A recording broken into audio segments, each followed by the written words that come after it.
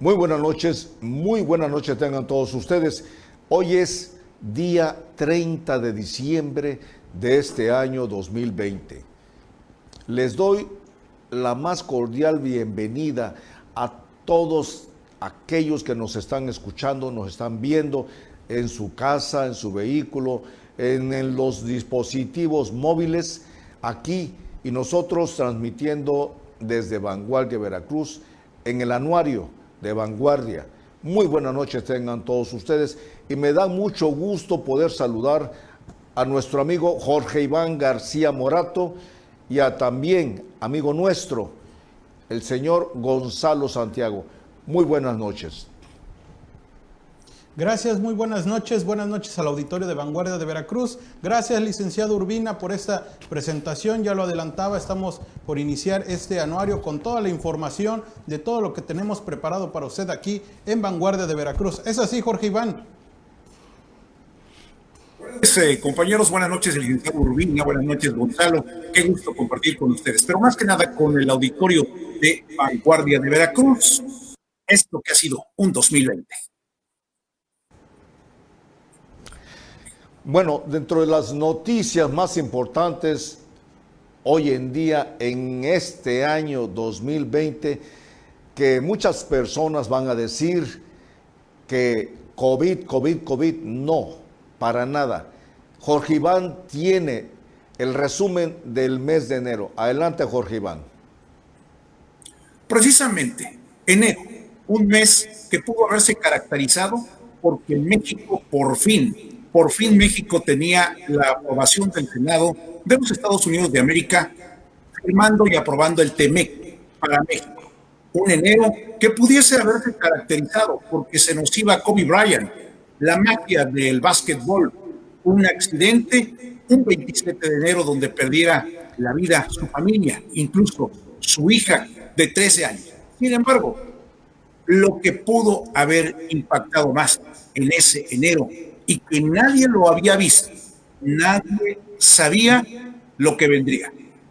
21 de enero, primer caso del nuevo coronavirus. Además, un 10 de enero se vio manchado de sangre con el tiroteo en la escuela de Torreón relacionado con esta masacre que después se supo en la escuela secundaria Columbine. Aquí las imágenes. Enero. 10 de enero.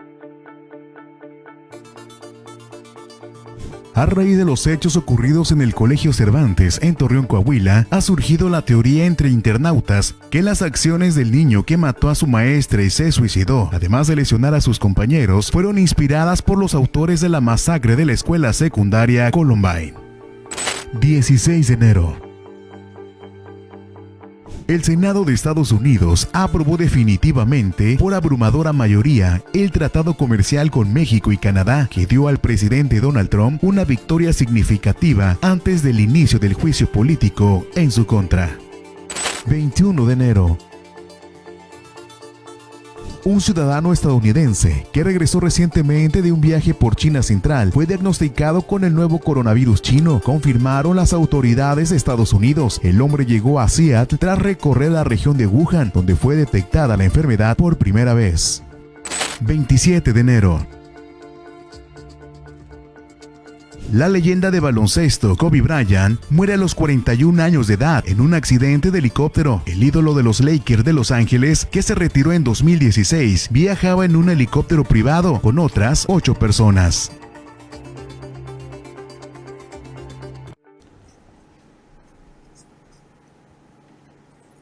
Como bien pudimos ver,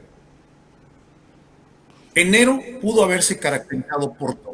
Sin embargo, la triste historia que hoy nos ha apagado y nos ha pegado al mundo apenas iniciaba. Esto del coronavirus comenzaba y ya estaba muy cerca de México.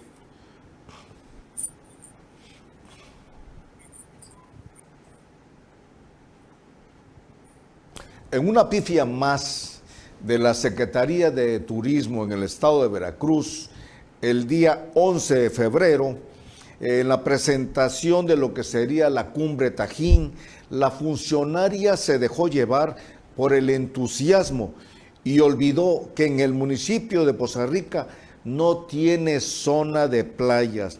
Confundió y se olvidó que aquí en esta zona, la zona de Poza Rica, Tihuatlán y Papantla, pero en Papantla sí, pero Poza Rica no tiene zona de playas. Febrero. 11 de febrero. En una nueva pifia de la Secretaría de Turismo en Veracruz, Xóchitl Arbezul Lago invitó a los turistas a que visiten Veracruz y conozcan las playas de Poza Rica. Durante la presentación del elenco que participara en Cumbre Tajín, la funcionaria se dejó llevar por el entusiasmo y olvidó que en este municipio no tiene zona de playa. 12 de febrero. La Policía Nacional Española, adscrita a Interpol, detuvo en Málaga a Emilio Lozoya Austin, exdirector de Petróleos Mexicanos, acusado de recibir sobornos por más de $10 millones de la constructora brasileña Odebrecht, según informó el titular de la Fiscalía General de la República, Alejandro Gertz Manero. 21 de febrero. Trabajadores afiliados al Sindicato Único de Trabajadores de la Agencia de Noticias del Estado de México iniciaron una huelga debido a la falta de acuerdos con su directora, San Juana Martínez Montemayor, a quien acusaron de cerrarse al diálogo y la negociación para revisar el contrato colectivo de trabajo vigente y por violaciones al contrato colectivo de trabajo. 28 de febrero. Un masculino de 35 años que viajó al norte de Italia es el primer caso confirmado con COVID-19. Hasta ese momento se reportaba estable y se encontraba en la Ciudad de México. Familiares y otras personas que habían tenido contacto con el paciente estaban siendo investigadas y se encontraban en aislamiento domiciliario. Esto, de acuerdo con la declaración del subsecretario de Prevención y Promoción de Salud, Hugo López-Gatell, en conferencia en Palacio Nacional. Estas fueron las noticias más importantes del mes de febrero y en un momento más vamos con Gonzalo Santiago. Adelante, Gonzalo. Gracias, licenciado Urbina. Así es, marzo, tercer mes del año y ya como el año pasado, 8 de marzo, 9 de marzo, también se lleva a cabo la huelga Un Día Sin Mujeres. Además se registra, ya en ese 18 de marzo se registra la primera víctima del COVID-19 aquí en México. Se trataba de una persona que había acudido a un concierto ahí en el Palacio de los Deportes y además el 30 de marzo se da lamentablemente la noticia del asesinato de la compañera periodista María Elena Ferral allí en el municipio de Papantla. Marzo. 4 de marzo. Con 35 votos a favor, 2 en contra y 2 abstenciones, el Pleno del Congreso de Veracruz votó a favor del desafuero del diputado local panista Eric Iván Aguilar López, quien fue acusado de robar el cuerpo de un campesino en el municipio de Actopan. 9 de marzo. Las mujeres mexicanas secundan un histórico paro después de haber desbordado las calles de las principales ciudades del país con la multitudinaria manifestación del 8M. El país afrontó una huelga inédita de la población femenina. 18 de marzo. México registra su primera muerte debido a la enfermedad COVID-19. Se trató de un hombre de 41 años. La Secretaría de Salud Federal detalló que la persona inició con síntomas el 9 de marzo y padecía diabetes. 26 de marzo. El Pleno del Congreso del Estado separó de manera definitiva del cargo al ahora exfiscal general de Veracruz, Jorge Wickler Ortiz, actualmente prófugo de la justicia, por el presunto delito de privación ilegal de la libertad en su modalidad de secuestro. 30 de marzo. El gobierno federal declaró que el país entró en una emergencia sanitaria por el brote del coronavirus COVID-19 y junto con ello anunció un endurecimiento de las medidas de la Jornada Nacional de Sana Distancia con el objetivo de combatir el ascenso rápido de la cantidad de casos. 30 de marzo. La periodista veracruzana María Elena Ferral Hernández falleció la noche del lunes 30 de marzo cuando era ingresada al quirófano del Hospital Regional de la ciudad de Poza Rica luego de haber luchado por su vida durante casi 7 horas.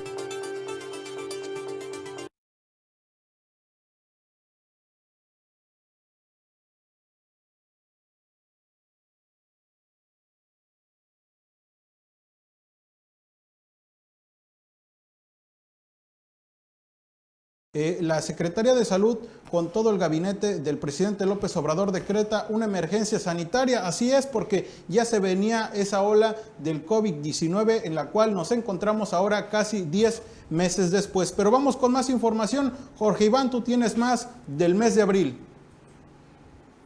Gonzalo, muchas gracias. Y de abril podemos comentar que de aquí nuestra crónica, imágenes que presenta Vanguardia y las notas, tú las leíste en nuestra plataforma, en nuestro periódico. Sin embargo, México se aventó el numerito internacional de abandonar una reunión virtual de la OPEP. Sería un 9 de abril, sería histórico porque Rocío Nale, después la secretaria de Energía, salió pomposamente a decir que defendía los intereses del país. Esto, al tiempo, a México le costaría y le podría seguir costando porque esto no se olvida. Abril también marcaría el inicio de una lamentable ya fase 3 de la pandemia del COVID-19. Este mal que a la fecha nos tiene dominados. Abril. 9 de abril. La delegación de México se retiró de la reunión de los miembros de la Organización de Países Exportadores de Petróleo y otros países productores sin dar su consentimiento a un nuevo acuerdo de recorte petrolero, comunicaron fuentes cercanas a la situación. 21 de abril. México declaró el inicio de la fase 3 de la pandemia del COVID-19, anunció Hugo López-Gatell, subsecretario de Salud. La fase 3 es declarada casi un mes de la entrada de la fase 2, hecho que ocurrió el 24 de marzo. Abril. Y como vimos, estos dos hechos se mantienen vivos. En el mes de abril, México y su berrinche ante la reunión de la OPEP. Del COVID seguiremos hablando. Continuamos con el licenciado García Urbina. Sí, en el mes de mayo lo más importante fue que México participó en la iniciativa con la Unión Europea, la Organización Mundial de la Salud y la ONU para crear un fondo de 7 billones de euros con el objetivo de financiar las investigaciones para crear la vacuna contra el COVID-19 a la que tengamos acceso todos los países. Esto fue lo que informó el secretario de Relaciones Exteriores, Marcelo Ebrard, para hacer posible que México y los mexicanos pudiéramos tener esa vacuna. Mayo. 5 de mayo. México participa en una iniciativa con la Unión Europea, la OMS y la ONU para crear un fondo de 7 billones de euros con el objetivo de financiar las investigaciones para crear una vacuna contra el COVID-19 a la que tengamos acceso todos los países, informó el secretario de Relaciones Exteriores, Marcelo Ebrard. 11 de mayo. La Suprema Corte de Justicia de la Nación aprueba el proyecto que echa abajo por inconstitucionalidad la Ley Bonilla, con la que se pretendía ampliar el periodo de gobierno del gobernador de Baja California, Jaime Bonilla. 18 de mayo. El tercer tribunal unitario en materia penal con sede en Ciudad de México confirmó la sentencia de 9 años contra el exgobernador de Veracruz, Javier Duarte de Ochoa, luego de que en el 2018 se declaró culpable de los delitos de operaciones con recursos de procedencia ilícita y asociación delictuosa. Estas fueron las noticias durante el mes de mayo más importantes o relevantes para todos nosotros. Seguimos adelante con el anuario. Nuestro amigo Gonzalo Santiago. Gracias, licenciado Urbina. El mes de junio destaca por algo pues no muy bueno, y es que se reporta precisamente el 7 de junio, el día más violento en México, con 117 homicidios dolosos. Y después, 26 de junio, amanecimos con una noticia, y es que sufre un atentado el secretario de Seguridad Pública de la Ciudad de México. Me refiero precisamente a Omar García Harfuch, donde se reportan lamentablemente en ese enfrentamiento 2 fallecidos. Junio. 2 de junio. Héctor Suárez Hernández, actor y comediante mexicano, murió a los 81 años, informó su hijo Héctor Suárez a través de un comunicado en el que pidió respeto ante el difícil duelo. Con profundo dolor, queremos compartir con ustedes la noticia del fallecimiento. Se daba a conocer en el mensaje. 7 de junio. El domingo 7 de junio se colocó como el día más violento del año, al registrarse en toda la nación un total de 117 homicidios dolosos, según el reporte del Gabinete de Seguridad Federal. En lo que va de 2020, a escala nacional, han muerto 12.793 personas por este delito. 14 de junio. Por segundo día consecutivo, el Frente Anti-AMLO y el Congreso Nacional Ciudadano protestan contra el gobierno del presidente Andrés Manuel López Obrador. Ahora, en la Ciudad de México, la caravana de decenas de autos denominada López Vete Ya partió del Paseo de la Reforma rumbo al Palacio de Bellas Artes. Además, se reportaron otras en fuentes de petróleos y en el Auditorio Nacional. 26 de junio.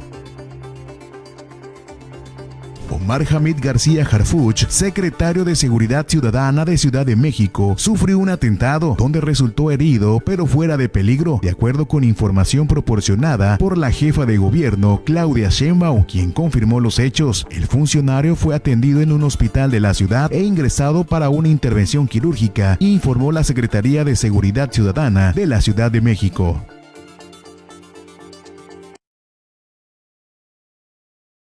Héctor Suárez, quien es un destacado comediante y desde luego que muchos mexicanos lo recuerdan por su gran labor a través de la televisión. Y en el caso de la inseguridad, el país pues así continúa. Hemos visto, dado a conocer aquí en estos espacios, le hemos informado que los índices violentos en México continúan a la alza. Vamos contigo, Jorge Iván, con más información del mes de julio. Adelante. En julio avanzaba la mitad del año y Veracruz pudo haber pasado a la historia como un estado de vanguardia en libertad y sobre todo libertad para las mujeres. ¿Por qué decimos esto? Porque Veracruz había presentado, por en voz del ministro Juan Luis González Alcántara, proponiendo al Congreso veracruzano modificar 3 artículos del Código Penal para despenalizar el aborto hasta las 12 semanas de gestación.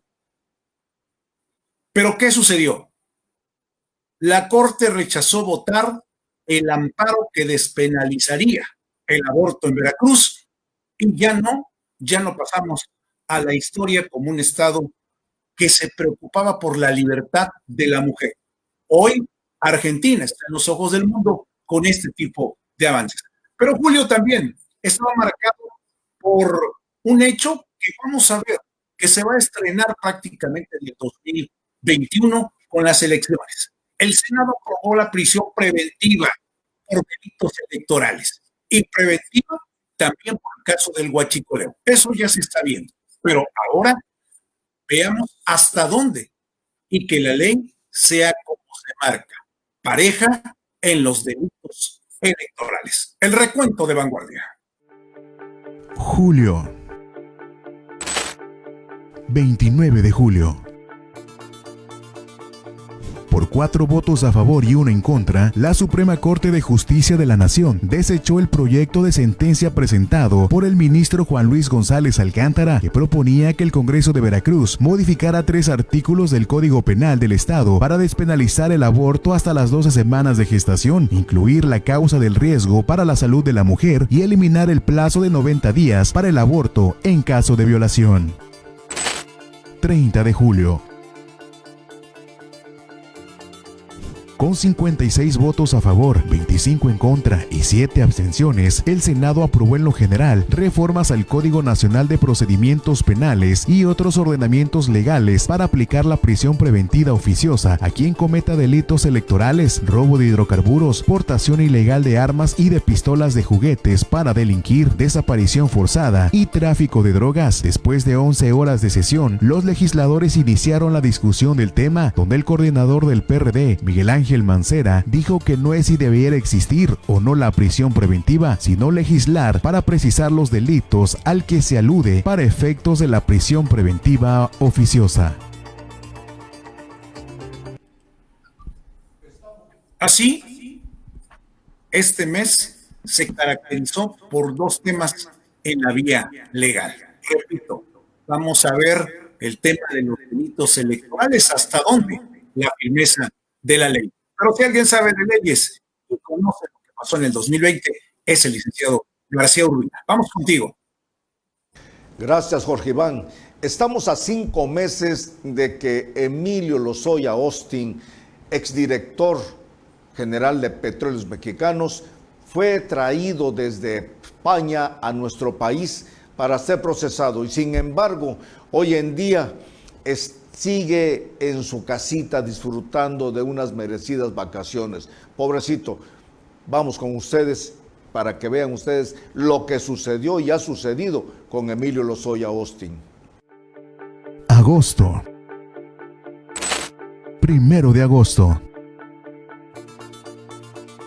Emilio Lozoya, exdirector de Pemex, fue dado de alta del Hospital Los Ángeles del Pedregal tras permanecer 2 semanas internado por anemia desarrollada y problemas en el esófago. Tras su extradición a México desde España, fuertes judiciales confirmaron el alta médica del exfuncionario y se captó la salida de camionetas por una de las puertas del hospital alrededor de las 03:10 horas. 2 de agosto. Cientos de mujeres salieron a las calles de la Ciudad de México para protestar tomadas de la mano contra el fallo de la Suprema Corte de Justicia de la Nación, que por aspectos jurídicos rechazó un amparo para despenalizar la interrupción del embarazo en Veracruz. Las manifestantes pidieron que la interrupción del embarazo sea seguro, legal y gratuito en todo el país. 5 de agosto. En un día histórico para Oaxaca, con 31 votos a favor, diputados oaxaqueños aprobaron la adición al artículo 20 de la Ley de Derechos de Niñas, Niños y Adolescentes del Estado de Oaxaca, que prohíbe la venta, distribución, promoción y regalo de refrescos y comida chatarra a menores de edad. 8 de agosto. Guillermo N., director de la Policía Municipal de Álamo, junto con 6 de sus agentes, fueron detenidos en el norte de Veracruz por sus presuntos nexos con el crimen organizado, luego de que elementos castrenses, navales y de la Guardia Nacional y de la Policía Estatal realizaron un operativo conjunto en esa región. 9 de agosto. La enorme explosión en el puerto de Beirut, capital del Líbano, generó un cráter de hasta 43 metros de profundidad, informó una fuente de la seguridad de ese país, en referencia a la evaluación realizada por expertos franceses en pirotecnia enviados al lugar de la tragedia. El estallido, de una peligrosidad extrema, devastó barrios enteros del Líbano, dejando a más de 300,000 personas sin hogar, dejó un saldo de más de 150 muertos, 6,000 heridos y decenas de desaparecidos. A pesar de que Emilio Lozoya Austin ya declaró y ante la Fiscalía General de la República acusó directamente a Luis Videgaray y al expresidente Enrique Peña Nieto, aún la justicia no llega, aún la justicia no se aplica y por tanto sigue la impunidad para todos aquellos funcionarios que actuaron en detrimento de la empresa más grande de México, Petróleos Mexicanos. Vamos contigo, señor nuestro Gonzalo Santiago, nuestro amigo. Adelante.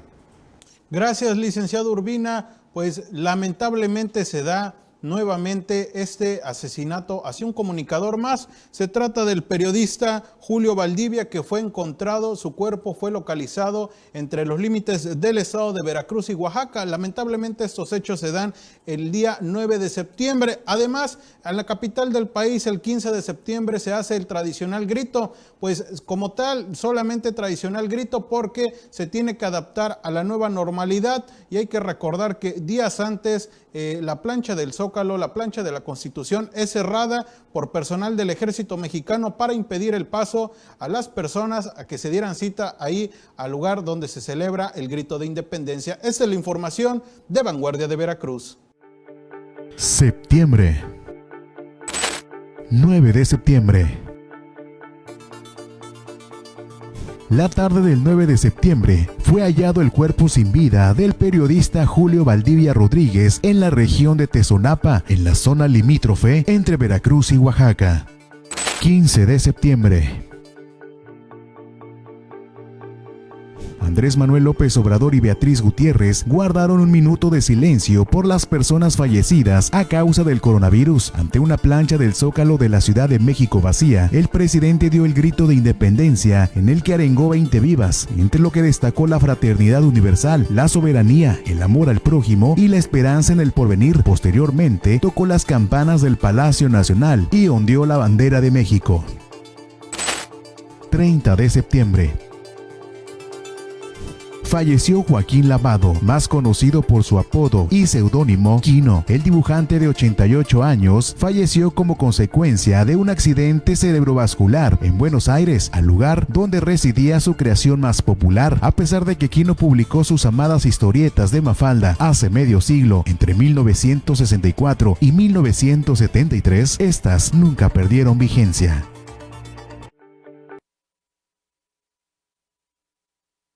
Situación a esta pandemia de COVID-19, tenemos que adaptarnos a esta nueva normalidad, y así fue en el mes de septiembre, precisamente el 15 de septiembre, allá en la capital del país, para celebrar ese grito de independencia por parte del presidente López Obrador. Además se dio a conocer y se informó lamentablemente el deceso del gran Quino, este argentino que fue creador de Mafalda. Usted bien lo conoce. Vamos contigo, Jorge Iván García Morato, que tienes más información al respecto. El año avanzaba, llegábamos al mes 10, octubre, el 10 de la perfección. Sin embargo, para los Estados Unidos pudo haberse logrado un hecho inolvidable con la detención de nada menos y nada más que del exsecretario de la Defensa, Salvador Cienfuegos. Esto sucedía un 15 de octubre. Esta pudo haber sido la noticia más impactante a nivel nacional, porque en Veracruz también histórico sería destituir a una magistrada del Poder Judicial. La magistrada presidenta del Poder Judicial del Estado de Veracruz, Sofía Martínez Huerta, fue destituida por miembros del Pleno. La realidad de un mes de octubre que había iniciado también con un escándalo por parte del delegado de Bienestar en Veracruz, a quien había sido denunciado públicamente ante medios de comunicación de abuso sexual. El recuento de 2020 en Vanguardia. Octubre. 5 de octubre. El delegado en Veracruz de la Secretaría del Bienestar, Manuel Huerta Ladrón de Guevara, fue denunciado penalmente por el presunto delito de abuso sexual. 15 de octubre. El exsecretario de la Defensa Nacional, Salvador Cienfuegos Cepeda, fue detenido por autoridades de Estados Unidos en el aeropuerto de Los Ángeles, California. La aprehensión fue confirmada por el canciller Marcelo Ebrard a través de su cuenta de Twitter, en la cual refiere que esta acción le fue notificada por el embajador Christopher Landau. 18 de octubre. La Secretaría de Seguridad Pública dio a conocer que del 8 al 17 de octubre se rescató en 4 municipios a 124 migrantes, entre ellos 14 menores de edad procedentes de Guatemala, Honduras, El Salvador, Nicaragua y Cuba. En el marco del operativo interestatal Veracruz-Tabasco, en Agua Dulce fueron resguardados 95 centroamericanos, mientras que en Alvarado elementos estatales ubicaron a 6 guatemaltecos. 23 de octubre.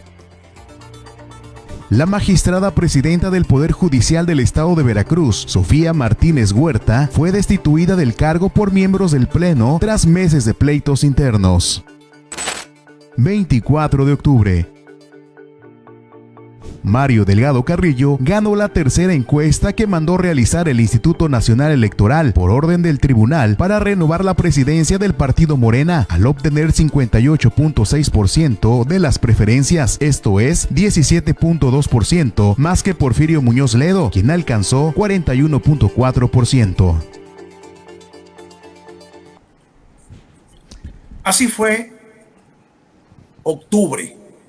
Y como platillo de comentario final del mes, dejamos este triunfo de Mario Delgado como el actual presidente de Morena. 17.2 la ventaja. Pero a lo que los críticos dijeron, al fin y al cabo, la tercera encuesta fue la vencida, porque había perdido la encuesta de conocimiento. Había quedado en un empate técnico donde Porfirio Muñoz Ledo, por décimas, había ganado, pero se le llamó empate técnico.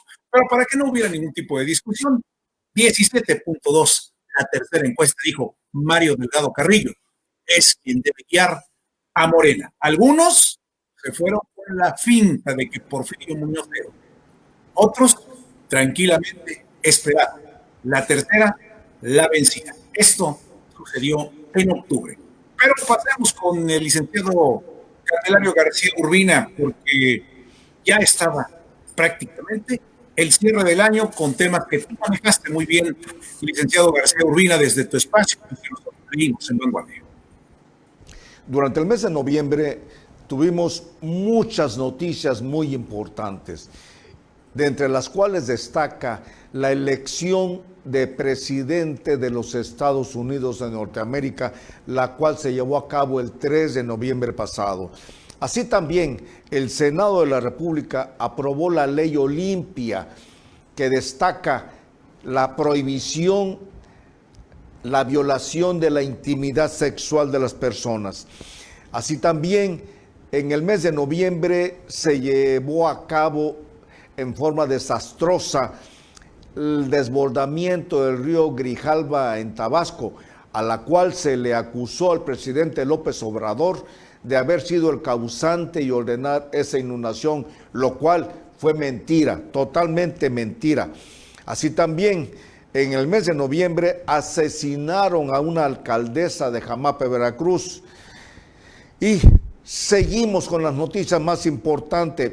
Estados Unidos le entregó a México al Salvador Cienfuegos, quien había sido detenido al pisar tierra americana allá en Los Ángeles, California. Y al llegar a México, la Fiscalía General de la República lo dejó en plena libertad. Son las notas más importantes que ustedes podrán apreciar directamente. Noviembre. 3 de noviembre. El pasado 3 de noviembre, la atención mundial fue centrada en la carrera por la Casa Blanca entre el actual mandatario Donald Trump y su rival por el Partido Demócrata, Joe Biden. Esta elección se repite en cada 4 años y atraen una audiencia global masiva que incluye a muchas personas que normalmente no se interesan ni por el deporte ni por la política. 5 de noviembre. El Senado de la República aprobó las reformas para sancionar con severidad la violencia digital mediática, además de combatir el acoso, hostigamiento y difusión de contenido sexual en contra de mujeres en plataformas de internet o redes sociales. 10 de noviembre. El desbordamiento del río Grijalva, registrado por la acumulación de agua, afectó a por lo menos 6 sectores colindantes en los que habitan alrededor de 30,000 personas. En la zona de Gaviota Sur, en Tabasco, las inundaciones provocadas por el desbordamiento rebasaron el 1,5 metros de altura en algunas zonas, por lo que habitantes se vieron obligados a desalojar sus viviendas. 11 de noviembre. La alcaldesa de Jamap, Veracruz, Floricel Ríos, fue ejecutada por un comando armado. Su cuerpo fue localizado en el vecino municipio de Medellín de Bravo. 16 de noviembre.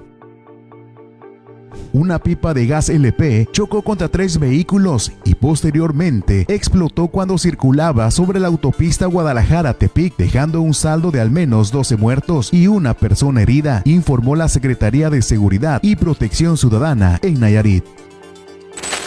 18 de noviembre. El ex titular de la Secretaría de la Defensa, Salvador Cienfuegos Cepeda, se encuentra libre en México luego de que el mismo día Estados Unidos lo entregó y le retiró los cargos de narcotráfico y lavado de dinero que estaban en su contra. 25 de noviembre. Diego Armando Maradona, la leyenda argentina del fútbol, falleció de un paro cardíaco en su vivienda de las afueras de Buenos Aires. Tenía 60 años. La leyenda del fútbol, el astro argentino Diego Armando Maradona, dejó este mundo de un paro cardíaco y la familia futbolística lo resiente. Vamos contigo, Santiago.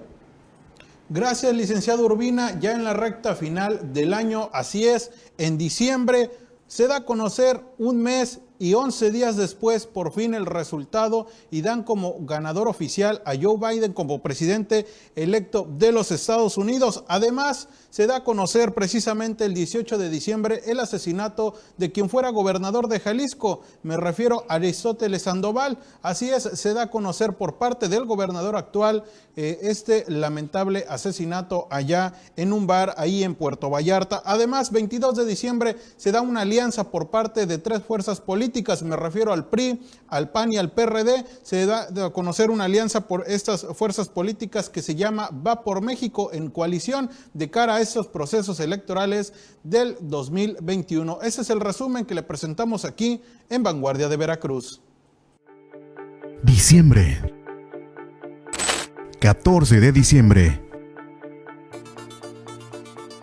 Los 538 delegados del colegio electoral ratificaron formalmente a Joe Biden como mandatario electo de Estados Unidos, un paso que cobró importancia en medio de las denuncias sin pruebas del presidente Donald Trump de que las votaciones fueron fraudulentas y el demócrata no ganó. 17 de diciembre. Antonio de Jesús N., reportero del diario Presente de Poza Rica, y otras 9 personas fueron imputados por el delito de secuestro agravado. Un juez de control legalizó las 10 detenciones e instruyó que todos permanecerán 2 años en prisión hasta que su juicio concluya. 18 de diciembre. Aristóteles Sandoval, exgobernador de Jalisco, fue asesinado en un ataque directo en Puerto Vallarta, informó el gobernador Enrique Alfaro, actual mandatario de Jalisco, en sus redes sociales. 22 de diciembre. Los dirigentes de los partidos Revolucionario Institucional, Acción Nacional y de la Revolución Democrática encabezaron la presentación de la coalición parcial con la que contenderán las elecciones federales del 2021. 23 de diciembre. Autoridades sanitarias de la Cancillería y directivos de la farmacéutica Pfizer se reunieron en el aeropuerto de la Ciudad de México para recibir el primer lote de vacunas contra COVID. La primera persona en recibir la vacuna fue María Irene Ramírez, enfermera especialista, a quien le aplicaron su dosis en el Hospital General de México. 28 de diciembre.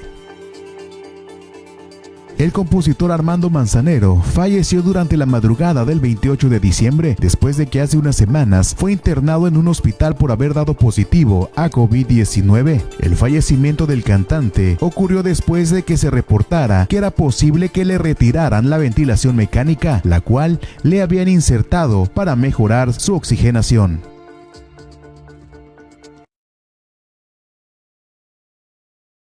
El gran Armando Manzanero, que lamentablemente se da a conocer pues el fallecimiento precisamente el 28 de diciembre por parte del presidente López Obrador, ahí en su conferencia de prensa, donde le recordó y le hizo un homenaje con una canción muy importante, que él fue la que él destacó mucho, llamada Adoro. Además, 23 de diciembre, un día importante, así es, y es que ese día llegan las vacunas contra la COVID-19 aquí a nuestro país, donde fueron recibidas por el secretario de Relaciones Exteriores, Marcelo Ebrard. Además, también estuvo ahí presente el secretario de Hacienda y Crédito Público, Arturo Herrera, y desde luego que el secretario de Salud, Jorge Alcocer. Eso es lo que se da a conocer ahí ese día, el 23 de diciembre, para que el otro día se empezaran a aplicar ya estas vacunas al sector salud contra la COVID-19. Licenciado Urbina, vamos con más información.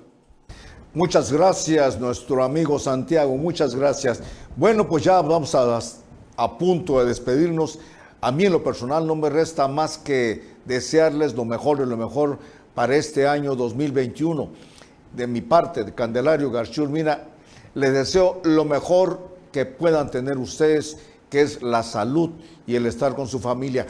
Pero ya tenemos una luz al final del túnel de este coronavirus. Vamos a tener más de 190 millones de dosis de vacuna, y la cual serán para toda la población mexicana en forma gratuita. Pero así también el presidente López Obrador anunció que independientemente de todas las empresas farmacéuticas del país que quieran y puedan comprar vacunas en el extranjero para venderlas en México, están en su plena libertad. Por mi parte, tengan ustedes hoy y siempre la felicidad en sus corazones. Un abrazo para todos ustedes, su amigo Candelario García Urbina. Vamos contigo. Así es, licenciado, es una luz al final del túnel, y es que se esperaban estas vacunas contra la COVID-19, y es que hay que recordar que ya ha sido aplicada a parte del sector salud. Me refiero a los médicos, enfermeros, quienes están en la primera línea de batalla contra la COVID-19. También hay que recordar que fue capacitado personal del Ejército Mexicano, de la Secretaría de Marina, para aplicar esta vacuna, y también se dio a conocer el día de ayer precisamente por parte del secretario de Relaciones Exteriores que han llegado ya más vacunas contra la COVID-19 a México. Precisamente, licenciado Urbina, permítame comentarle que el día de hoy el presidente López Obrador celebró la aprobación por parte de Reino Unido de la vacuna contra la COVID-19 que creó Pfizer. También ya este día el presidente López Obrador celebró, y que espera que para el próximo, en unos 2 o 3 meses, esté llegando aquí a México. ¿Qué le parece, licenciado Urbina? Excelente, excelente, es una esperanza más para el pueblo de México, pero gracias Andrés Manuel López Obrador por hacer una realidad, y sobre todo por ser el primer país de América Latina en estar aplicando actualmente esa vacuna que trae la esperanza de vida para todo el pueblo de México. Bueno, agregaríamos lo siguiente, porque en Vanguardia tenemos apreciaciones que usted, en su criterio, las puede ver o medio lleno o medio vacío. México sí fue el primer país de América Latina en aplicar vacunas, pero fueron 3,000. Eso no se difundió con bombo y platillo. Se ha informado también que serán 190 millones de vacunas que atacarán al COVID en este 2021. Pero me pregunto, al ritmo que vamos y con el ligero atraso que se está presentando, y con influyentes como el director del hospital del Estado de México, que primero la familia y luego la gente que está en la primera línea de salud, podremos llegar con esas 190 millones de dosis en este 2021 que está a unas horas. O nos vemos el otro año para decirle que México logró exitosamente salir del coronavirus. O tendremos que decir que vamos por menos, faltan unos cuantos, pero continuemos con COVID. No soy ave de mal agüero.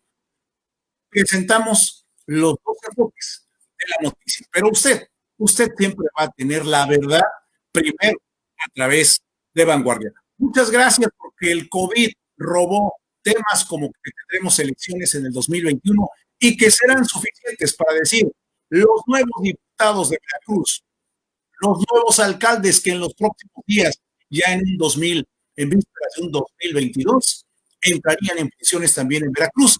¿Y cómo quedaría una Cámara, un Congreso, donde Morena repetirá y tendrá abrumadora mayoría para decirle, sí, señor presidente, lo que usted ordene, donde vale más lealtad a lealtad que la capacidad?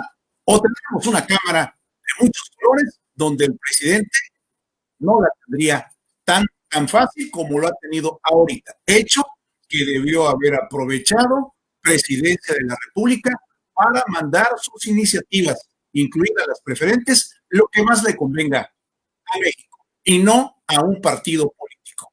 Muy buenas noches, gracias compañeros, gracias Gonzalo, gracias licenciado Urbina, pero sobre todo, gracias a Vanguardia, a todo nuestro equipo que ha hecho posible este anuario 2020.